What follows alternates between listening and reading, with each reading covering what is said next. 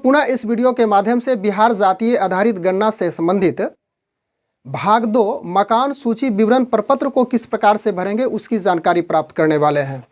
यहाँ पे ध्यान रखने वाली बात है कि इस भाग में, इस प्रपत्र में मात्र वैसे भवनों एवं मकानों की गणना होगी जो नियमित और वैध है। नियमित कहने का अर्थ हो गया कि उस मकान में, उस भवन में परिवार नियमित रूप से निवास कर रहे हैं और वह भवन या तो वह मकान वैध है, उसी की एंट्री होगी।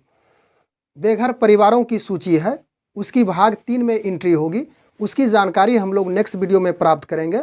हम लोग यहाँ पे सिर्फ वैध मकान और नियमित रूप से उसमें रहने वाले लोगों की संख्या, परिवारों की संख्या, उसकी एंट्री किस प्रकार से करनी है उसकी जानकारी हम लोग आगे बोर्ड पर आकर प्राप्त करते हैं। तो ऊपर में है लोकेशन कोड, यह सिंपल है, जिला, प्रखंड, नगर, ग्राम, वार्ड, गन्ना ब्लॉक, उपगन्ना ब्लॉक। इसकी जानकारी आपको चार्ज से प्राप्त हो जाएगी, यानी कि जहाँ पे चार्ज है, प्रखंड है, उससे जानकारी मिल जाएगी। इसको सिंपल वे में आप भर सकते हैं। हम लोगों को सिर्फ इस भाग, यानी कि जो भाग 2 है, इसमें जो कॉलम दिया हुआ है 1 से 10 तक, इसी को भरने में थोड़ी सी दुविधा होती है, थोड़ी सी संदिग्धता हो रही है। इसी को हम लोग क्लियर करते हैं। तो 1 से 10 तक में, 1 में क्रम संख्या दी हुई है, उसके बाद दूसरा में भवन संख्या, तीसरा में मकान संख्या और चौथा में है कि मकान किस उद्देश्य के लिए है उसको भरना है। 5वां है परिवार की संख्या, परिवार के मुखिया का नाम, परिवार में कुल सदस्यों की संख्या, परिवार का क्रम संख्या, दौरे की स्थिति, परिवार के मुखिया का सिग्नेचर। तो 1, 2, 3, 4, उसके बाद 6, 7, 9, 10। इस कॉलम में ज़्यादा परेशानी नहीं है, इसमें संदिग्धता नहीं हो रही है। कठिनाई हो रही है कॉलम नंबर 5 और कॉलम नंबर 8 में, यानी कि परिवार संख्या और परिवार का क्रम संख्या है, इसी में कन्फ्यूज़न हो रहा है। तो चलिए प्रारंभ किया जाए। तो इसको फिलअप करने के पहले, इसको समझने के पहले हम लोग नजरी नक्शा पर थोड़ा सा दृष्टिपात करते हैं। तो नजरी नक्शा का क्रम इस प्रकार से है, यानी कि शुरुआती दौर में एक भवन है, कच्चा भवन, उसके बाद फिर यहाँ भी एक भवन है, फिर यहाँ भी एक पक्का भवन है, फिर कच्चा भवन है, फिर पक्का भवन है। गैर आवासीय भवन, सपोज कीजिए कि कहीं पे आपको यहाँ पे गैर आवासीय भवन मिल गया, तो इसकी एंट्री इसमें नहीं की जाएगी, इसे छोड़ देना है। तो पहला भवन में एक मकान है, पहला भवन में, यानी कि एक मकान से मिलकर के पहला भवन तैयार हुआ है। तो इसकी गणना, इसका जो सूचीकरण होगा, इसका संख्याकरण जो की जाएगी, तो 001 करेंगे, ठीक है। तो 001 यानी कि 3 डिजिट में चलेगा, 3 अंकों में चलेगा। 3 अंक का कहने का अर्थ हो गया कि 700 तक की जो आबादी होगी उसमें एक गणक इकाई बनाई गई है, तो उसी को लेकर के 3 डिजिट लेकर के ही चला गया है। तो खैर छोड़िए उन सभी बातों को, हम लोग मेन बातों पे फोकस होते हैं। तो यह पहला भवन हो गया, तो इसको इस प्रकार से नंबरीकरण करेंगे 001 और इसमें एक मकान है, तो 001 हो गया। अब आगे चलते हैं, यह हो गया दूसरा भवन, तो 002 और इस भवन में 2 मकान है। इस भवन में कितने मकान है? 2 मकान है। तो यहाँ पे साइड में छोटी ब्रैकेट से इसको लिख देंगे, हमेशा इससे स्पष्ट हो जाएगा कि भवन यानी कि 2 में 2 मकान है। तो इसका नंबरिंग इस प्रकार से करेंगे, 001 यहाँ पे हो चुका है, तो 002, 003। भवन संख्या 2 में 2 मकान हो गया। फिर भवन संख्या 3 में, तो इसका नंबरिंग करण इस तरह करेंगे 003 और इसमें छोटी ब्रैकेट दे करके 3 कर देंगे। और इसका जो मकान का नंबरीकरण होगा वह इस प्रकार से, यहाँ तक 003 हो चुका है, तो 004 हो जाएगा, फिर 005, 006। उसके बाद आ जाते हैं भवन संख्या 4 में, और भवन संख्या 4 में सिर्फ एक ही मकान, यानी कि जो भवन है वही मकान है, उसी से मिलकर के बना है। तो 6 तक यहाँ हो चुका था भवन संख्या 3 में। अब भवन संख्या 4 में गए तो इसमें 7वां मकान हो गया। उसी प्रकार आगे बढ़ेंगे तो 005 और इसमें 7 के बाद 8वां मकान हो गया। इसमें एक ही मकान इसमें भी है और यह गैर आवासीय है, तो इसकी एंट्री हमें इसमें नहीं करनी है, चाहे इसका जो भी नंबर हो दे सकते हैं। 006 हो गया भवन संख्या, तो उसकी एंट्री नहीं होगी, ध्यान रखना है। वैसे मकान वैसे भवन की एंट्री होगी जो नियमित है और वैध है, इस बात को हमेशा ध्यान रखेंगे।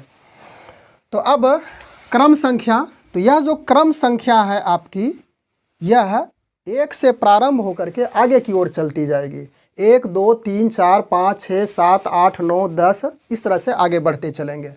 उसके बाद भवन संख्या, यह भी 1 से प्रारंभ होकर के आगे की ओर चलती चलेगी, इसका क्रम नहीं टूटेगा कभी नहीं। उसके बाद मकान संख्या, इसका भी क्रम कभी नहीं टूटेगा। 1 2 3 4 5 6 7 8 9 10 यह भी कंटिन्यू चलेगा, लगातार चलते रहेगा। यानी कि 1 नंबर कॉलम, 2 नंबर कॉलम और 3 नंबर कॉलम, क्रम संख्या, भवन संख्या और मकान संख्या, इसका क्रम कंटिन्यू चलेगा, लगातार चलते रहेगा 1 से प्रारंभ होकर के। उसके बाद बात कर लेते हैं परिवार संख्या में, 5वां नंबर कॉलम में, तो इसका क्रम टूटेगा। इसमें कभी परिवार की संख्या 1 हो जाएगी, कभी परिवार की संख्या 2 होगी, कभी 3 हो सकती है, कभी 4 हो सकती है, फिर कभी 1 हो जाएगी, कभी फिर 2 हो जाएगी, तो इसका क्रम टूटेगा, सिलसिला टूटते जाएगा। फिर परिवार में कुल सदस्यों की संख्या 7वां नंबर कॉलम में आ गए, तो इसमें सदस्य संख्या है, तो किसी परिवार में 10 सदस्य हो गया, किसी में 4 हुआ, किसी में 2 हुआ, किसी में 1 हुआ, तो इसका भी क्रम टूटेगा। और परिवार का क्रम संख्या, इसका भी क्रम टूटेगा। 1 फिर 1 2 फिर 1 2 3 4 भी हो सकता है, फिर 1 2 3 4 5 भी हो सकता है। इस तरह से यह घटते और बढ़ते जाएगा। तो क्लियर हो चुका है। और दौरे की तिथि, परिवार के मुखिया का हस्ताक्षर, यह तो सिंपल है। तो चलिए एक एक करके हम लोग समझेंगे। क्रम संख्या 1 में इसकी बात कर रहे हैं, भवन संख्या 1, तो 001 हमेशा यहाँ पे ध्यान रखते चलना है इस भवन में। तो 001 है भवन संख्या, मकान संख्या, और इस भवन में मकान एक ही है, तो 001 हो गया। जिस उद्देश्य के लिए मकान का उपयोग किया जा रहा है, तो यह आवासीय है, इसमें लोग रह रहे हैं, तो यहाँ पे आवासीय लिख दिए। अब परिवार संख्या, तो इसमें मात्र एक ही परिवार रह रहा है, अस्थायी रूप से निवास कर रहा है, तो परिवार संख्या 01 हो गया। और परिवार के मुखिया का नाम, तो इस भवन में, इस मकान में जो परिवार रह रहा है उसके मुखिया का नाम राम है, इसको लिख देना है। उसके बाद आगे 7वां नंबर कॉलम में परिवार में कुल सदस्यों की संख्या, तो इस भवन में जो परिवार निवास कर रहे हैं उसकी कुल संख्या 3 है, तो 3 मैंने लिख दिया। उसके बाद आगे है, यहाँ समझिएगा, परिवार का क्रम संख्या, तो परिवार का क्रम, एक ही परिवार है, मात्र सिंगल फैमिली है, तो क्रम में 1 हो जाएगा। और दौरे की तिथि, उसके बाद परिवार का जो मुखिया है राम, उसका सिग्नेचर अंततः 10 नंबर कॉलम में हो जाएगा।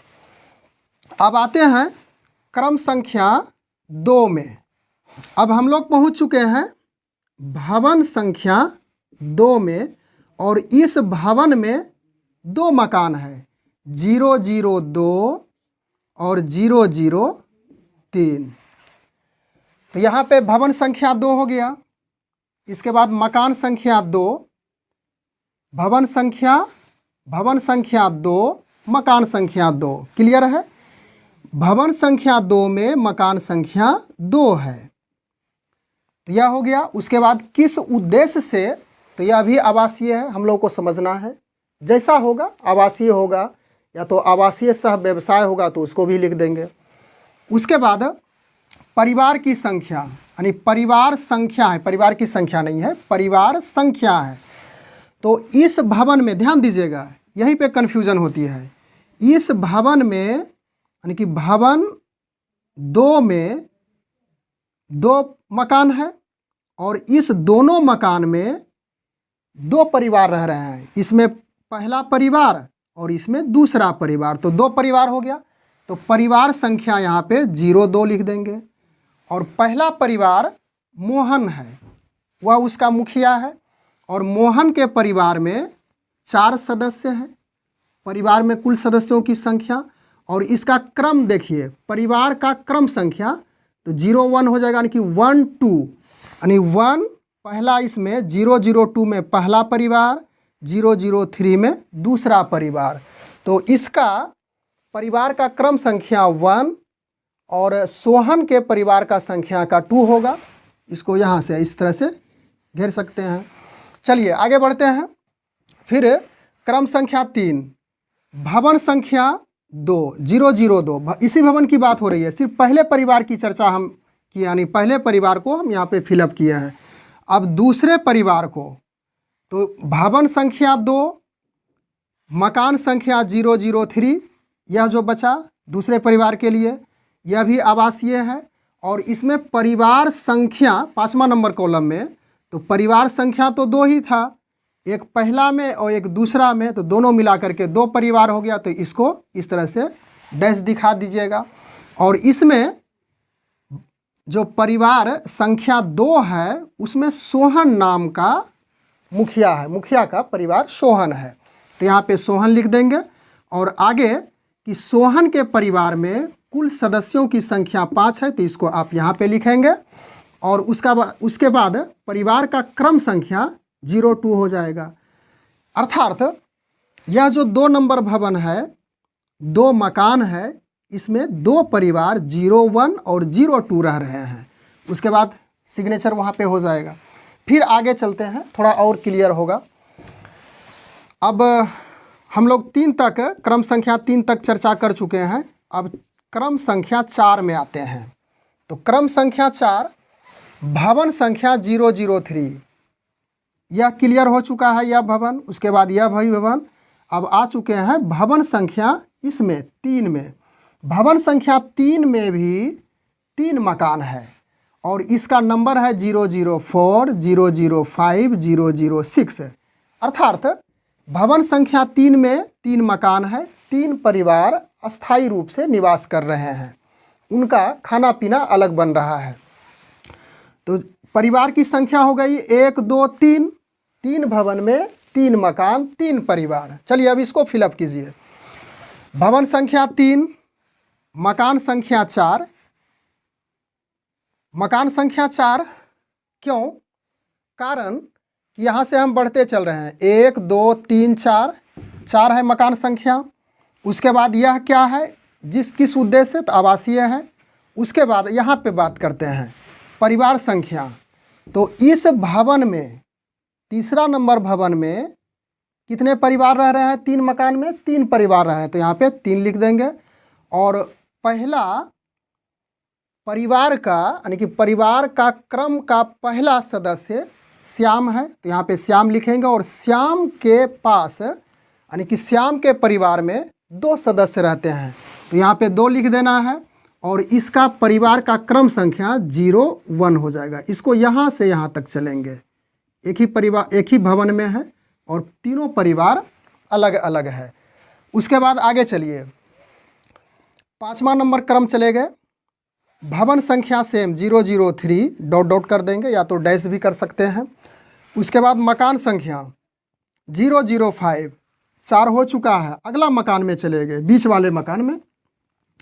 तो मकान संख्या 0 0 5, 0 0 5 आवासीय है। और परिवार की संख्या, यानी परिवार संख्या, तो परिवार संख्या तो इस भवन में, इस भवन की बात करें 0 0 3 में, तो परिवार की संख्या 3 रह रही है, तो यह डॉट डॉट चलेगा, यहाँ भी डॉट कर देंगे, यानी कि डैश भी कर सकते हैं। और इसमें राजीव नाम का मुखिया रहता है, यानी कि परिवार का सदस्य है, हेड है।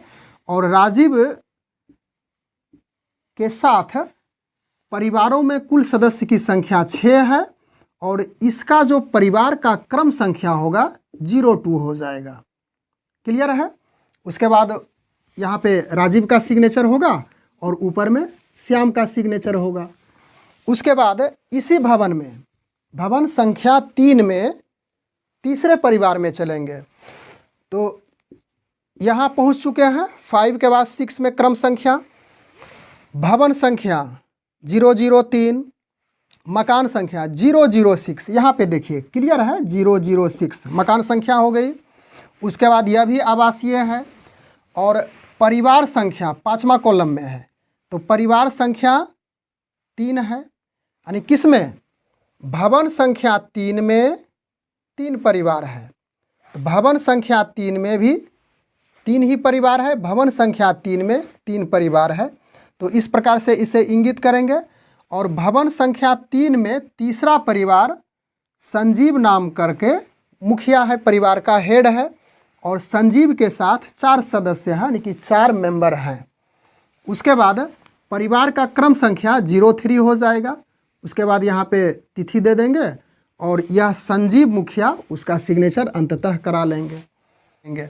और इसी प्रकार से इसमें 6, 7, 8, 9 यानी कि आगे का जो प्रपत्र होगा, आगे का जो मकान विवरण होगा, मकान में सदस्यों की संख्या का विवरण होगा, उसके मुखिया का विवरण होगा, इसी आधार पे आगे उस फॉर्म को फिलअप करते चलेंगे। बस आज के वीडियो में हम लोग इतनी ही चर्चा करने के लिए उपस्थित थे। Thanks for watching, good bye. Subscribe कीजिए हमारा YouTube चैनल और बेल आइकन को प्रेस कीजिए लेटेस्ट नॉलेजेबल वीडियो सबसे पहले।